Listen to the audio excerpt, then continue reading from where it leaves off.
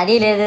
పైగా నా విగ్రహాన్ని కొనడానికి పెళ్లి సంబంధాల్లో పిల్లని చూడడానికి వెళ్ళినట్టు పొలోమను 10 మంది వెళ్తారు. అందులో ఒకడికి ఆ బొమ్మ నచ్చిందని, ఇంకోటికి ఈ బొమ్మ నచ్చిందని. నా కర్మ ఏంటంటే అక్కడ ఉన్నవన్నీ నా బొమ్మలే. మళ్ళీ తీరా 10 మందికి ఒక బొమ్మ నచ్చాక అమ్మేటోడు అలుసుగా తీసుకొని 10,000 15,000 అని బాంబు పేలుస్తాడు. ఎందుకురా బాబు ఇంత రేట్ అంటే కలకత్తా నుంచి తెప్పించాం అంటాడు. నాకు అర్థం కానిది ఏంటంటే ఎక్కడైతే నేను కలకత్తా నుంచి అయితే నాకన్నా మొనగాడు వస్తాడా, అక్కడ కూడా నేనే కదా.